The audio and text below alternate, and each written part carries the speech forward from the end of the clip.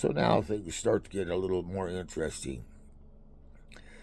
Jesus talks about a parable about the unclean spirit, and he's explaining something.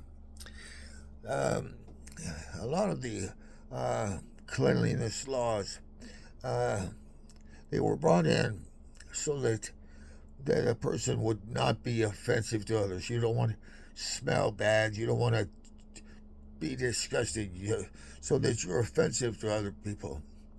The sad thing is that what it tends to happen with these purity, these cleanliness laws, is that you're supposed to want to be making other people feel comfortable around you, and you don't use these purity laws that turn them around on them and start using them as an excuse to judge them, and to look for excuse to not extend kindness or mercy or care to a stranger.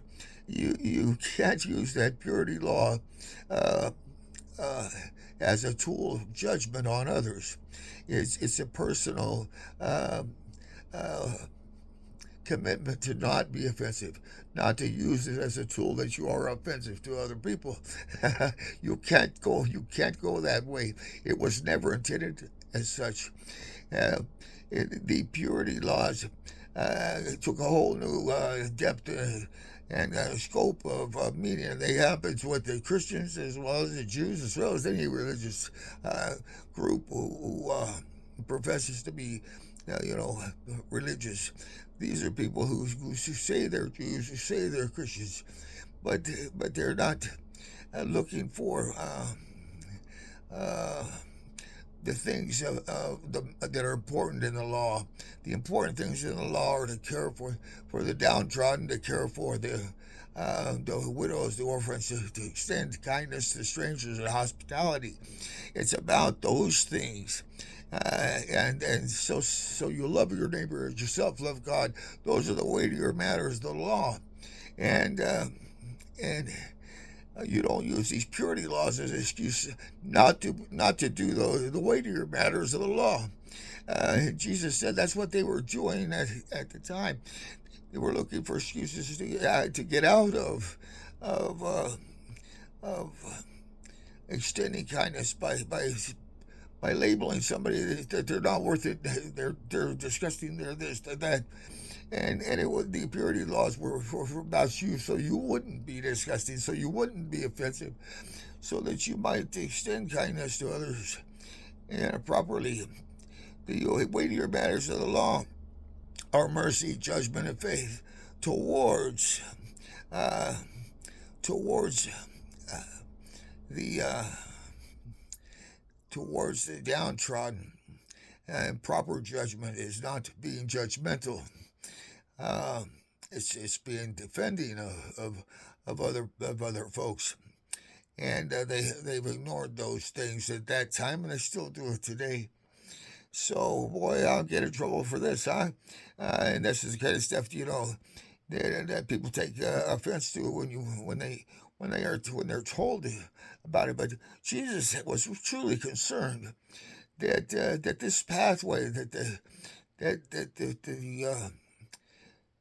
that the leadership was on was very dangerous for them.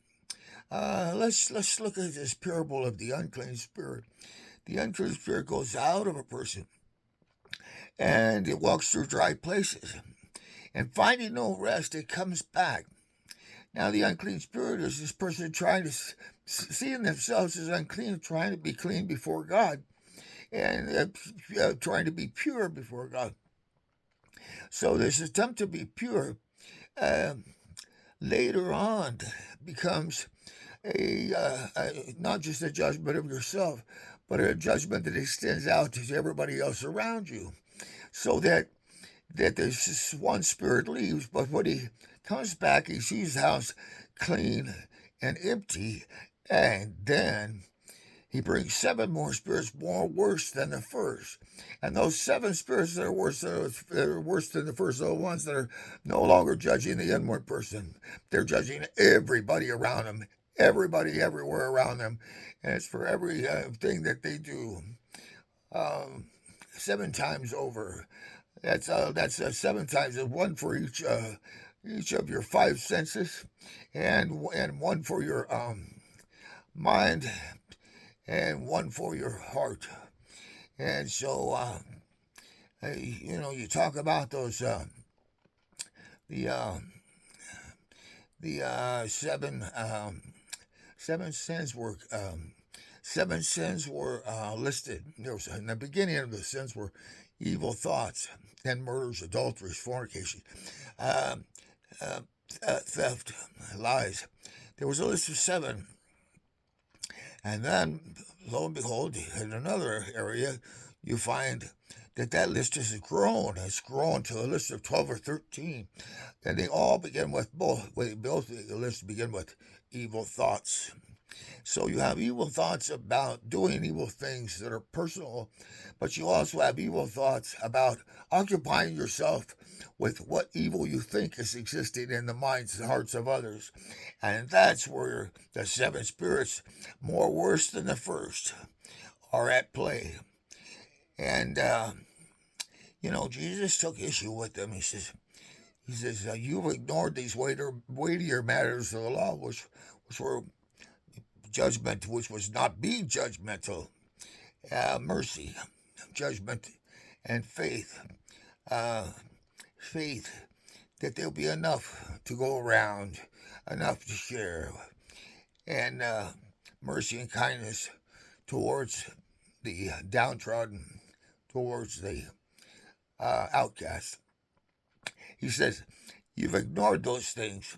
You've ignored loving your neighbor as yourself, and then you've ignored the weightier matters of the law that helped you love your neighbor as yourself. And then what did you do? You took issue with tithe of mint. You were tithing a 10th, every 10th mint leaf, as a way to occupy your time. And so I say to those who are still doing those things, it's time to repent for tithing mint. It's time to get on with the weightier matters of the law. It's time to expose those who call themselves Christians, call themselves Jews, but they're not Christians or Jews. It's time to repent for tithing mint. How about that? That ought to get me sufficiently persecuted. But you know what? I'm not getting paid right now. This is all free stuff. I'm just sticking my neck out there, telling the truth for what it is. And it's up to you to decide whether or not I'm fabricating, whether or not I'm speaking wisdom. And then to share it yourself, if it is wisdom.